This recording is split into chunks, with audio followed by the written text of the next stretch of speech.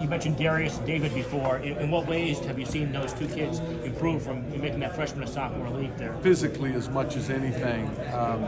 David has really worked on his perimeter game, and he shot one last year against Radford in our first game, Mark, that wound up in the New River.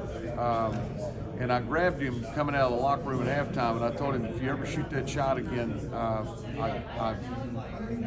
I'll cause bodily harm. And I don't think he took another three, but he's worked, and he has made himself into a pretty darn good perimeter shooter, and that will be a part of his game. He will have the ability, the opportunity to shoot that shot. Maddox got caught in a numbers crunch a little bit last year, but had a really good summer, and count on him to help us win games.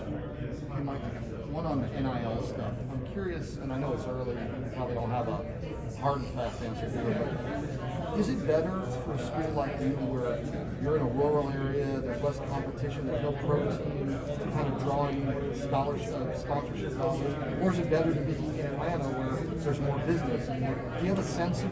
I don't have a sense of that, Mike. I haven't talked to Coach Pastor. I haven't talked to, whomever else, in a major U.S. city. It's still quite new to all of us, and I think there will be more opportunities that come about as we get into basketball. Football, as it should be, it's at forefront of my thoughts right now with everybody coming back to Blacksburg for games. I think it's a real advantage to be in a community such as ours. Name recognition, easier recognized throughout campus. Big alumni base. I'll tell you, when you do talk to them, they're not sure yet either. So, I'm not sure. I saw our offensive lineman having a good barbecue meal over here at Mission Barbecue. I thought that looked like a pretty good deal to me. I think I should get a Jersey Mike sandwich tomorrow. Any of your guys have anything going on? I think they do. I don't ask. I think they do. I hope they do. I want them to, do great with it. There will be more opportunities for Aluma Mutts as we move along, I'm sure. If you're going 10 deep this year, perhaps would Big John, is he going to be in the mix? John's going to play, Mark. John's going to play. I pray to God. I pray to goodness that he can stay healthy. He's been nicked up, ankle, knee, shoulder. He's playing good basketball. He's big as a house. He's strong. He's been most impressive in our practices. And if we were to play today, he would back up Aluma, and I would feel very comfortable with that.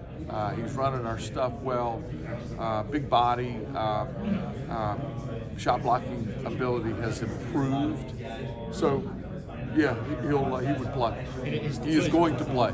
So is David turned into a wing guy, or is he just a guy that can play? David's going to play some wing, Mark. You are who you can guard. Ever heard that? You are who you can guard. And David Gasson can guard 1 through 4. Mutz can guard 1 through 5.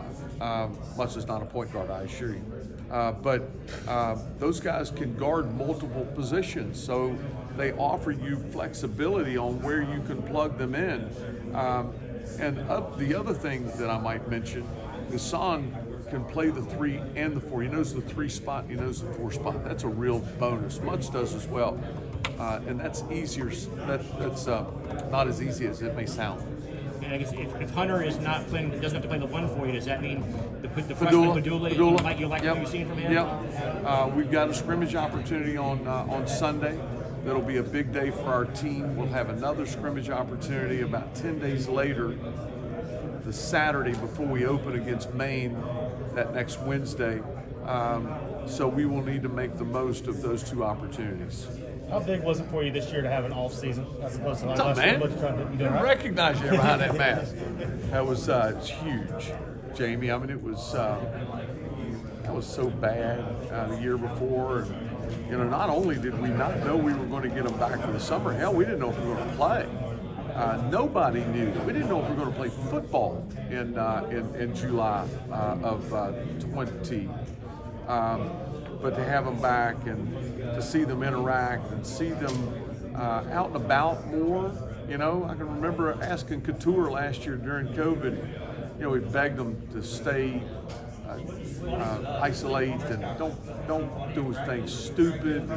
Hey, how's your weekend? Oh, it's fantastic. I sat in the apartment all weekend and watched Netflix. How was your? We all did it, did we not? To some degree, in an attempt to stay healthy. Maybe you couldn't with your work, but hard year. Hope like heck we don't have to experience anything of the sort again. And how important is it live recruiting and all that type of stuff? And also, too, expanding on that, what do you look for in a player as well in the recruiting as you go out to fit your system? There's no substitute for live recruiting. You know that. I can watch football because of numbers has to watch a lot of film. I can't do that. I can't do it. I want to see how they interact with teammates. I want to see how they interact with coaches. I want to see how they interact with parents coming off the floor. I want to see them how they play at 8 o'clock in the morning. I want to see how they play at 10 o'clock at night. To be able to see that and to see the body language is significant. What was the other part of that question, Jamie? What do you look for in a player to fit kind of what you do? Tough, skilled. Stay away from stupid, selfish, and soft. All right, so if you're stupid, selfish, and soft, and sometimes stupid can be hard to evaluate. But I want tough kids, I want skilled kids, and I want kids that are good citizens, are fun to play with and hard to play against.